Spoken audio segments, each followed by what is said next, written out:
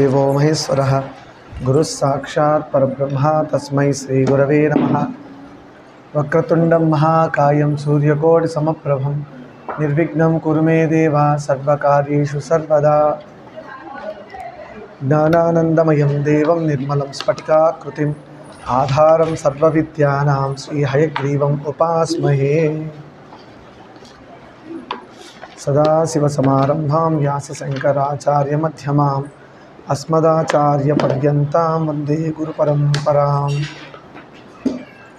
गुरवे सर्वलोकानां भिषजे भवरोगिणां निधये सर्वविद्यानां श्रीदक्षिणामूर्तये नमः।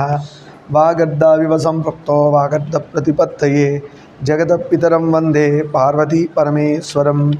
श्रुतिस्मृतिपुराणानाम् आलयं करुणालयं नमामि भगवत्पादशङ्करं लोकशङ्करं। सर्वमङ्गलमाङ्गल्ये शिवे सर्वार्धसाधिके शरण्ये त्र्यम्बके देवी नारायणि नमोस्तुते। माणिक्यवीणामुपलालयन्तीं मदालसां मञ्जुलवाग्विलासां माहेन्द्रनीलां द्युतिकोमलाङ्गीं मातङ्गकन्यां मनसा स्मरामि। चतुर्भुजे चन्द्रकलावतंसे कुचोन्नते कुङ्कुमरागशोणे पुण्ड्रीक्षुपाशाङ्कुशपुष्पबाणहस्ते नमस्ते नमस्ते नमस्ते जगदेकमातः। सभादेवताभ्यो नमः।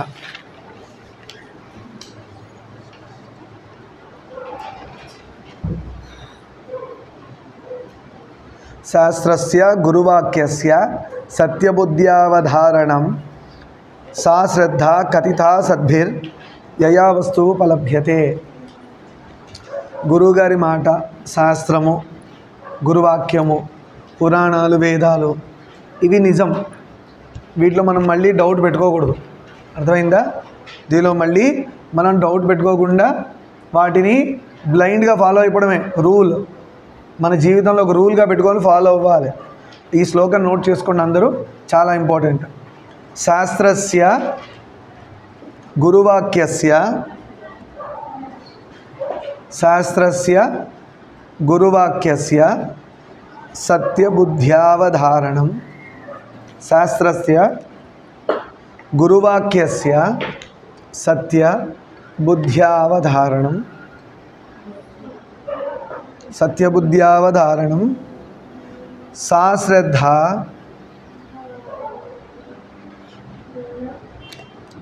శ్రద్ధా కథిత సా శ్రద్ధ సా నేను నేర్పిస్తా ఎట్లయినా మీరు జనరల్గా రాసుకోండి.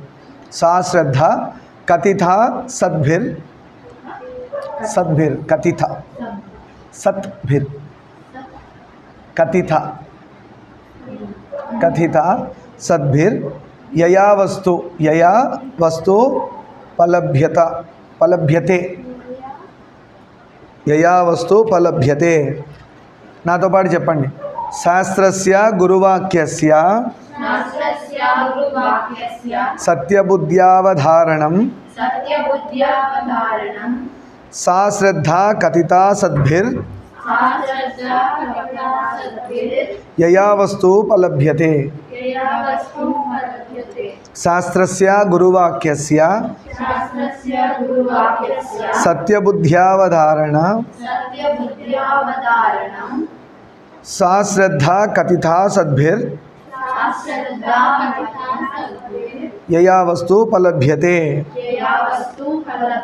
శాస్త్రస్య గురువాక్యస్య సత్యబుద్ధ్యావధారణం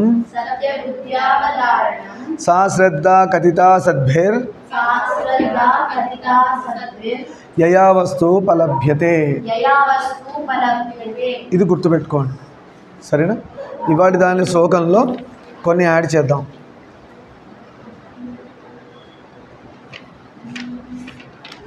గురవే సర్వలోకాన్ని చెప్పానా? జ్ఞానానందమయం దేవం చెప్పానా?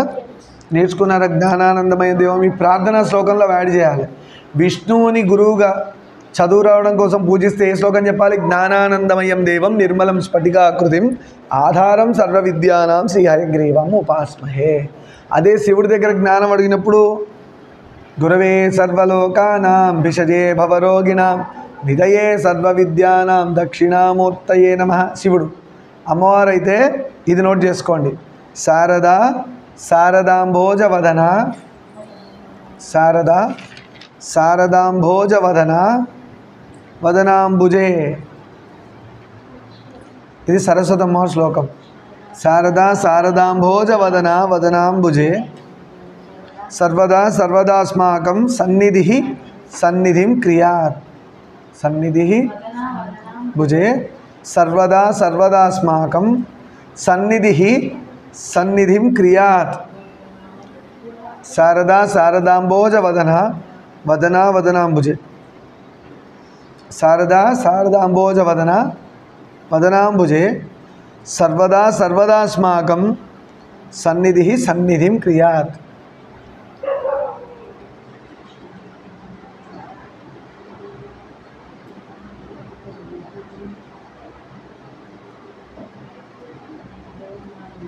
శారదా శారదాంభోజ వదన వదనాంబుజే సర్వదా సర్వదాస్మాకం సన్నిధి సన్నిధిం క్రియాత్.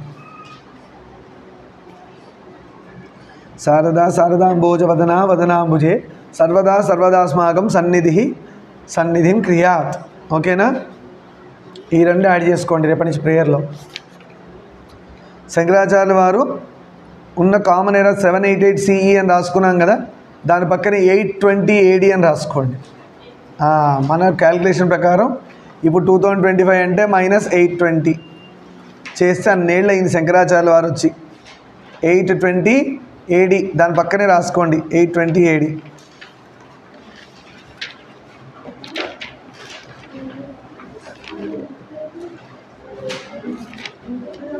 ఇంకో శ్లోకం నోట్ చేసుకోండి.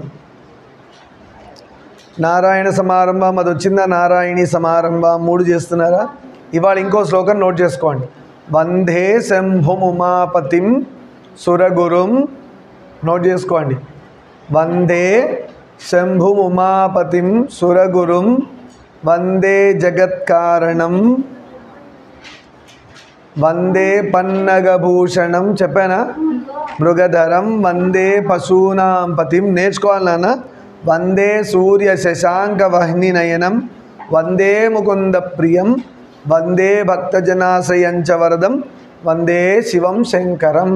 ఈ శ్లోకం నేర్చుకున్నప్పుడు శివుడు ధ్యానంలో మనకు కనబడాలి. దీని మీనింగ్ చెప్పానా? వందే జగత్కారణం భూషణం మృగధరం వందే పశూనాం పతిం వందే సూర్య శశాంక వహ్ని నయనం వందే ముకుంద ప్రియం వందే భక్తజనాశ్రయంచ వరదం వందే శివం శంకరం. ఇది మీనింగ్ చెప్పానా? సూర్యుడు చంద్రుడు అగ్నిని కళ్ళుగా కలవాడు చెప్పానా మీకు? సరే ఒకసారి రివైజ్ చేద్దాం. వందే అంటే దండం పెడుతున్నాం, నమస్కారం. ఎవరికి? శంభుం ఉమాపతిం. శివుడు కదా, ఎవరు అయినా ఉమాపతి గౌరమ్మకి హస్బెండ్, ఆయనకి నమస్కారములు. సురగురుం వందే జగత్కారణం. సురుల గురు అంటే దేవతలందరికీ గురువు, మనందరికి గురు గురువే దక్షిణామూర్తి. సో వందే శంభుం ఉమాపతిం సురగురుం వందే జగత్కారణం. జగత్తంతా రావడానికి కారణం ఆయనే. లయమైపోయి మొత్తం మహాప్రళయం వచ్చాక అంతా లయమయ్యాక ఆయనలోంచే మళ్ళీ బయటికి వస్తుంది జగత్తంతా. జగత్తుకంతా కారణం ఎవరు? శివుడే. శంభు. వందే శంభు ఉమాపతిం సురగురుం వందే జగత్కారణం వందే పన్నగభూషణం. ఆయన ఆభూషణాలు ఏమేసుకుంటాడు? భూషణాలుగా ఆభరణాలు ఏముంటాయి? శివుడి మెడలో పాములు ఉంటాయి. అందుకే పన్నగభూషణం. నాగం పాముల్లో అన్నీ కలిపి వాసుకిని అందరి కలిపి ఆభరణాలుగా వేసుకున్నాడు. ఇక్కడ అన్ని పాములు, ఇక్కడ చిన్న పాము పిల్ల, ఉంగరం కూడా పాము పిల్లే. ఆయన ఒంటి నిండా పాములే. ఎందుకు పాములు అంటే కుండలిని శక్తి మొత్తం ఆయన ఆధీనంలో ఉందని చెప్పడానికి. కుండలిని శక్తి అని మన లోపల 6 చక్రాలు ఉంటాయి. అవి చక్రాలు జాగృతం అయితే మనలో గొప్ప శక్తులు వస్తాయి. భూమికి తగలకుండా నడిచే శక్తి, నీళ్ళ మీద నడిచే శక్తి, గాలిలో ప్రయాణించే శక్తి. ఇలా కుండలిని శక్తి వల్ల చక్రాలు యాక్టివేట్ అవుతూ ఉంటే ఆ శక్తులు మనకు వస్తాయి. అర్థమైందా? ఆ చక్రాలు యాక్టివేట్ అయినప్పుడు మనకి శక్తులు రావాలి అంటే ఆ కుండలిని శక్తి ఈయన ఆధీనంలో ఉంది అని చెప్పడానికి పాము ధరిస్తారు. పాము కుండలిని శక్తికి సింబల్. అది పడుకొని ఉంటుంది. మీరు ఇలాంటి సాధనలన్నీ చేస్తూ ఉంటే మెల్లమెల్లగా లేచి పైకి వస్తూ ఉంటుంది. అది సాధనలో మాత్రమే కనబడుతుంది. నిజంగా లోపల పాంపిల పైకి వచ్చిందని కాదు. అర్థమైందా? కుండలిని శక్తి ఆయన ఆధీనంలో ఉందని చెప్పడానికి అధిపతి అని. సరే, పన్నగ భూషణం మృగధరం, ఏనుగు తోలు కట్టుకున్నాడు. ఆయన బట్టలు ఏంటి వేసుకుంటాడు? తోలు కట్టుకున్నాడు, జంతు తోలు. వందే పశూనాం పతి, మేమందరం పశువులం. ఎందుకు? మా బుద్ధి జ్ఞానం వైపు మరట్లేదు. బుద్ధి ఉంటే మనిషి, బుద్ధి లేకపోతే పశువు. మనకు బుద్ధి ఉండి కూడా బుద్ధి ఉన్న వాళ్ళ జ్ఞానం వైపు తిరుగుతున్నామా? దేవుడి వైపు తిరగట్లేదు. కాబట్టే శంకరాచార్యులు అన్నారు, మేమందరం పశువులం, నువ్వు పశుపతివి. సో మమ్మల్ని నీ కాళ్ళకి కట్టేసుకో, లేదంటే నా మనసు అక్కడిక్కడ తిరుగుతుంది. సో నా మేమందరం పశువులం కాబట్టి మా మనసు తిరుగుతుంది కాబట్టి నన్ను మీ పాదాలకు కట్టేసుకుంటే ఎక్కడ పోనా హాయిగా నీ పాదాల దగ్గరే ఉంటాను అని చెప్పుకున్నారు. అందుకే ఆయన పశుపతి అని అర్థం పేరు. వందే సూర్య శశాంక వహ్ని నయనం, సూర్యుడు కుడి కన్ను, చంద్రుడు ఎడం కన్ను. మరి వహ్ని అంటే అగ్ని, మూడవ కన్ను. వందే సూర్య శశాంక వహ్ని నయనం అంటే కళ్ళు గలవాడు. ఎవరు కళ్ళు ఉన్నారంట శివుడికి? కళ్ళుగా ఉన్నవాళ్ళు ఒకటి సూర్యుడు, ఒకటి చంద్రుడు, ఒకటి అగ్నిదేవుడు మూడవ కన్నుగా ఉన్నాడు. 3 కళ్ళు ఉన్నవాడు. వందే సూర్య శశాంక వహ్ని నయనం, కళ్ళుగా గలవాడు. వందే ముకుంద ప్రియం. ఈ శ్లోకం నిజంగానే ఓన్లీ వైష్ణవమే ఫాలో అయ్యేవాళ్ళు, ఓన్లీ శైవమే ఫాలో అయ్యేవాళ్ళు, అలా ఓన్లీ అని ఉన్న వాళ్ళందరూ నిజంగా ఈ శ్లోకాలు వినాలా. ముకుంద ప్రియం ఎవరికి ఇష్టం? కృష్ణుడికి ఇష్టం, బాగా విష్ణువుకి ఇష్టం. ఎవరు? శివుడు. అంతేగాని శివుడు గొప్ప, విష్ణువు గొప్ప, అమ్మవారు గొప్ప, వాళ్ళు గొప్ప, వీళ్ళు గొప్ప, ఈ డబ్బాలని మనమే కొట్టుకుంటూ సౌండ్ చేసుకుంటూ మూర్ఖులం అయిపోతున్నాం. వాళ్ళు బాగానే ఉన్నారు పైన హాయిగా. శివుడిని అడిగితే రాముడు ఇష్టం అంటాడు, రాముడిని అడిగితే శివుడు ఇష్టం అంటాడు. మనకే బుద్ధి లేకుండా కొట్లాడుకుంటున్నాం. సరే, ముకుంద ప్రియం. వందే భక్తజనాశ్రయంచ వరదం, వందే శివం శంకరం. భక్తుల అందరూ నిన్ను ఆశ్రయిస్తారు, అలాంటి వాడిని కాపాడేవాడా, భక్తులందరినీ కాపాడేవాడా, భక్తులందరికీ ఆశ్రయించేవాడా, అలాంటి శివ శంకర నీకు నమస్కారములు. ఇప్పుడు ఒకసారి శ్లోకం చెప్పండి అందరు నాతో పాటు. వందే శంభుముమాపతిం సురగురుం, వందే జగత్కారణం, వందే పన్నగభూషణం మృగధరం, వందే పశూనాం పతిం, వందే సూర్య శశాంక వహ్ని నయనం, వందే ముకుంద ప్రియం, వందే భక్తజనాశ్రయంచ వరదం, వందే శివం శంకరం. ఇంకొక శ్లోకం నోట్ చేసుకోండి. వాగర్ధావివ సంపృక్తో, మనందరికీ తల్లిదండ్రులు ఎవరయ్యా అంటే ఈ శ్లోకం చెప్పాలి. వాగర్ధావివ సంపృక్తో వాగర్ధ ప్రతిపత్తయే జగతపితరం వందే పార్వతీ పరమేశ్వరం. ఎవరయ్యా తల్లిదండ్రులు అంటే నిజంగా మనం ఎవరికైతే పుట్టామో వాళ్ళ తల్లిదండ్రులు అంటే వాళ్ళు తల్లిదండ్రులే. కానీ వాళ్ళకు తండ్రులు, అందరికీ తల్లిదండ్రులు ఎవరు? పార్వతీ పరమేశ్వరుడు. నోట్ చేసుకోండి. వాగర్ధావివ సంపృక్తో, రఫ్గా నోట్ చేసుకోండి, తర్వాత ఫెయిర్గా చేసుకోవచ్చు. వాగర్ధ ప్రతిపత్తయే వాగర్ధావివ సంపృక్తో, పృక్తో వాగర్ధ ప్రతిపత్తయే జగత పితరం వందే పార్వతీ పరమేశ్వరం. వాగర్ధావివ సంపృక్తో వాగర్ధ ప్రతిపత్తయే జగత పితరం వందే పార్వతీ పరమేశ్వరం. అర్థమైందా? జగత పితరం వందే పార్వతీ. మళ్ళీ చెప్పన. వాగర్ధావివ సంపృక్తో వాగర్ధ ప్రతిపత్తయే జగత పితరం వందే పార్వతీ పరమేశ్వరం.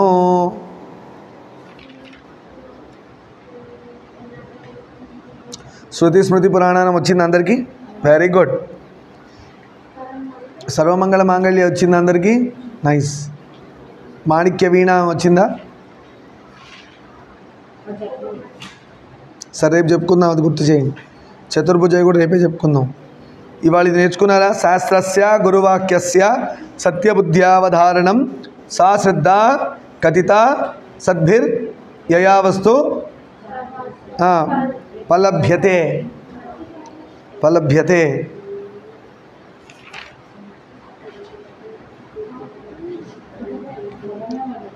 నిత్య ప్రార్థన శ్లోకాలు అప్పుడు పడుకునే వరకు తిండి అవన్నీ చెప్పుకున్నాము మనం.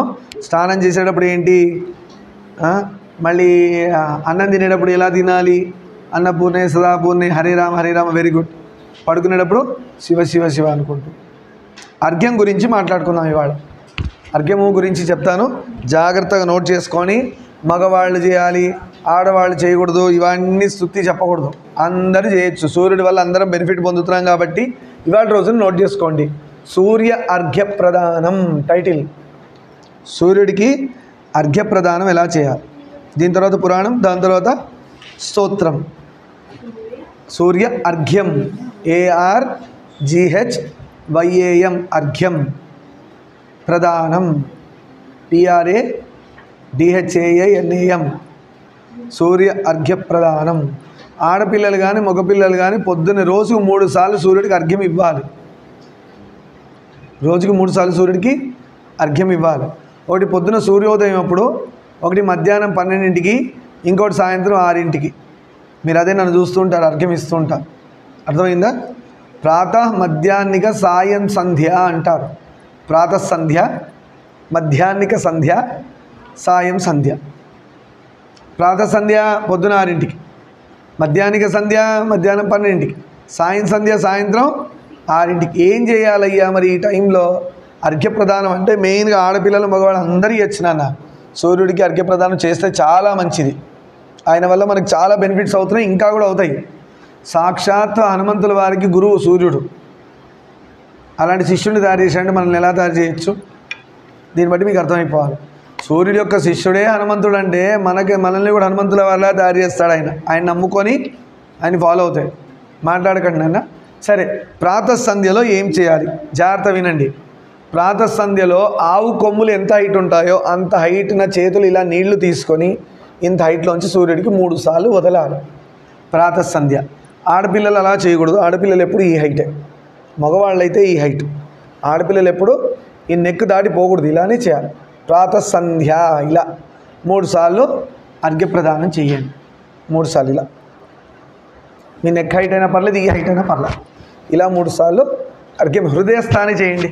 ఇట్లా ఈ హైట్లో చేయండి 3 సార్లు. ఇది ప్రాతః సంధ్య. ఎటు సైడ్ తిరిగి, ఈస్ట్ సైడ్ తిరిగి 3 సార్లు నీళ్ళు వదలాలి. ప్రాతః సంధ్య. మధ్యాహ్నానికి సంధ్య స్కూల్లో ఉంటారు, అవునా? అందుకే సాయంత్రం వచ్చాక 2 సార్లు ఇచ్చేసేయండి. ఒకటి మా ఇటు సైడ్ తిరిగి ఇచ్చేయండి, ఒకటి ఇటు సైడ్ ఇవ్వండి. అలా లేట్ అయినప్పుడు 4 సార్లు ఇవ్వాలి అర్ఘ్యం.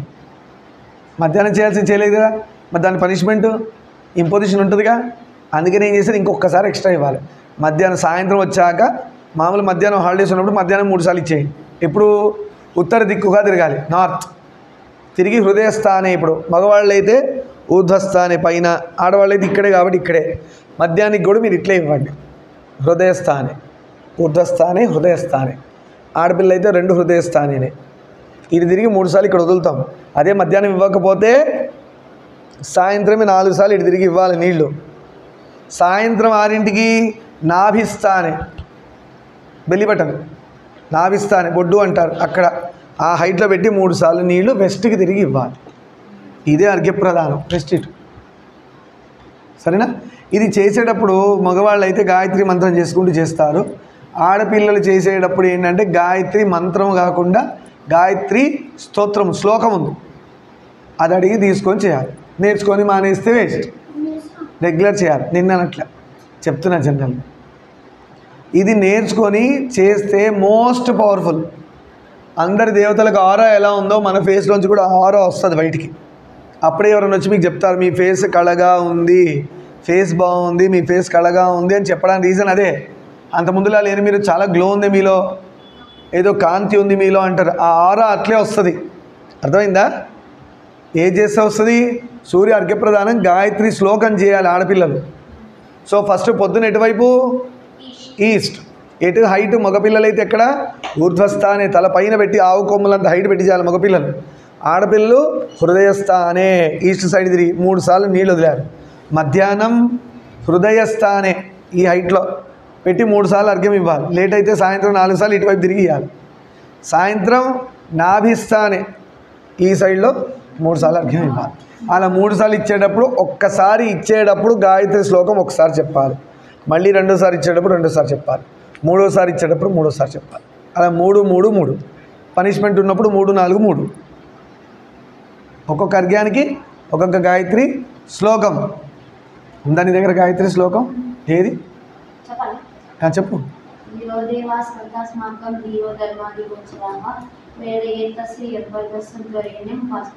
మళ్ళీ మెల్లగా చెప్పు.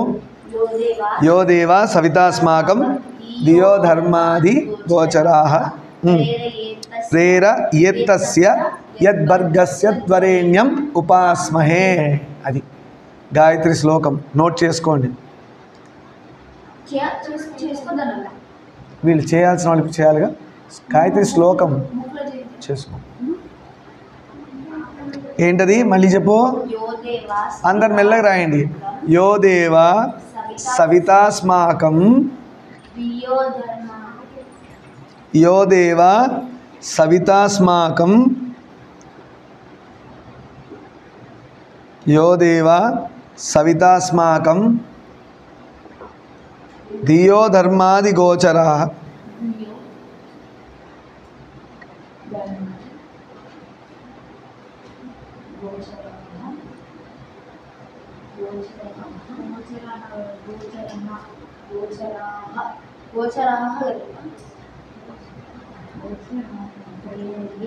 ప్రేర యత్తస్య యద్భర్గస్తద్వరేణ్యం ఉపాస్మహే. యో దేవా సవితాస్మాకం ధియో ధర్మాది గోచరాః ప్రేర యత్తస్య యద్భర్గస్తద్వరేణ్యం ఉపాస్మహే. ప్రేర యత్తస్య యద్భర్గస్తద్వరేణ్యం ఉపాస్మహే. యద్భర్గస్తద్వరేణ్యం తర్వాత నేను రాసిస్తానన్న. నాతో పాటు ఒకసారి చెప్పండి. త్వరేణ్యం ఉపాస్మహే. యో దేవా చెప్పండి. యో దేవా సవితాస్మాకం ధియో ధర్మాది గోచరాః ప్రేర యత్తస్య యద్భర్గస్తద్వరేణ్యం ఉపాస్మహే. ఇది ఎంత పవర్ఫుల్ అంటే నాన్నగారన్న ఇవ్వాలి, గురువుగారన్న ఇవ్వాలి. ఇది మంత్రంలాగా. ఇది మనం మన పిల్లలకి నేర్పించాం శ్లోక రూపేణ. గాయత్రి అమ్మవారు ఉపాసన. ఇది ఎవరికి? ఒడుగు చేసుకోలేని వాళ్ళకి ఇది మంత్రంలాగా పనిచేస్తుంది. ఈ శ్లోకం మంత్రంతో సమానంగా పవర్ఫుల్. ఈ రోజు నుంచి మీరు చేసుకోవచ్చు. చేస్తే ఏంటయ్యా అంటే అన్నీ ఈజీగా వస్తాయి. జ్ఞానం. అందుకంటే అన్ని మంత్రాలకు ముఖ్యం గాయత్రి మాత. అర్థమైందా? యో దేవా సవితాస్మాకం ధియో ధర్మాది గోచరాః ప్రేర యత్తస్య యద్భర్గస్తద్వరేణ్యం ఉపాస్మహే. ట్రై చేయండి అట్లే ఉంటాయి. యో దేవా సవితాస్మాకం ధియో ధర్మాది గోచరాః ప్రేర యత్తస్య యద్భర్గస్తద్వరేణ్యం ఉపాస్మహే. అది అర్థమైందా? ఇది జాగ్రత్తగా గుర్తుపెట్టుకోండి. దీంతో మీకు గాయత్రి శ్లోక రూపేణ చెప్పేశాను. రోజు సూర్యుడికి హాయిగా ఉపనయనం చేసిన వాళ్ళు ఎలా ఇస్తారో అలా లేని వాళ్ళు, చేసుకోలేని వాళ్ళు, పాపం ఆడపిల్లలు ఆడవాళ్ళు అందరూ ఇది చేసి అర్ఘ్యం చేసుకుంటూ ఈ శ్లోకం చెప్పాలి. ఒక్కసారి అర్ఘ్యం ఇచ్చేటప్పుడు యో దేవా సవితాస్మాకం ధియో ధర్మాది గోచరాః ప్రేర యత్తస్య యద్భర్గస్తద్వరేణ్యం ఉపాస్మహే. మళ్ళీ నీళ్ళు తీసుకోండి. చెంబులోనో పక్కన ట్యాంకులోంచో నీళ్ళు తీసుకోండి. యో దేవా సవితాస్మాకం ధియో ధర్మాది గోచరాః ప్రేర యత్తస్య యద్భర్గస్తద్వరేణ్యం ఉపాస్మహే. మళ్ళీ 3 సార్లు. యో దేవా సవితాస్మాకం ధియో ధర్మాది గోచరాః ప్రేర యత్తస్య యద్భర్గస్తద్వరేణ్యం ఉపాస్మహే. అయిపోయింది. చాలా పవర్ఫుల్. సూర్యుడికి మనం రుణపడిందంతా ఈ విధంగా రుణం తీర్చుకోవాలి. లేదంటే మళ్ళీ పుట్టాలి, మళ్ళీ జన్మ వస్తుంది. ఎందుకంటే సూర్యుడి నుంచి మనం ఎంత బెనిఫిట్స్ పొందుతున్నాం? చలిలో వేడిగా వస్తున్నారు, మనకి పంటలన్నీ పండించి తిండి పెడుతున్నారు, ఎన్ని ఉపకారాలు సూర్యుని జరుగుతున్నాయి. ఒక్కడు కూడా అర్ఘ్యం ఇవ్వడు, సూర్యుడికి ఒక నమస్కారం చేయడు. ఎంత దారుణమైన జీవితం గడుపుతున్నాం. రేపు పొద్దున మనల్ని కూడా ఎవరో హెల్ప్ తీసుకొని మనల్ని మోసం చేస్తాడు, ఒప్పుకుంటారా? ఎవరో మన దగ్గర బాగా హెల్ప్ తీసుకొని మోసం చేస్తే మనం ఒప్పుకుంటామా? వాడు ఇలా వాడలా నా దగ్గర ఇన్ని చెప్తాం, రోజు ఆయన దగ్గర అంత హెల్ప్ తీసుకుంటున్నాం, ఆయనకు ఒక నమస్కారం కూడా పెట్టట్లేదు. మనం ఎంత దారుణమైన జీవితం గడుపుతున్నాం చూడండి. అందులో సూర్యుడు అంటే ఎవరో కాదు, ప్రత్యక్ష దైవం. ప్రత్యక్ష దైవం. దేవుడిని చూడలేము, కానీ సూర్యుని చూస్తే దేవుడిని చూసినట్టే. అది ఎప్పుడు చూడాలా? మధ్యాహ్నం పూట చూస్తే కళ్ళు పోతాయి, అది కాంతిని చూడలేము, శక్తి ఎక్కువ. అందుకనే ఆయన సూర్యోదయం అప్పుడు సూర్యాస్తమయం అప్పుడు మాత్రమే చూడగలం ఆయన రూపని. అందుకని 3 సార్లు పెట్టారు మన వాళ్ళు తెలివిగా. ప్రాతః సంధ్య, మధ్యాహ్నిక సంధ్య, సాయం సంధ్య. అర్థమైపోయింది ఇది? సరే. సర్వం శ్రీమామేశ్వర పాదార్విందార్పణమస్తు. లోకాన్ సమస్తాన్ సుఖినో భవంతు. శాంతి శాంతి శాంతి.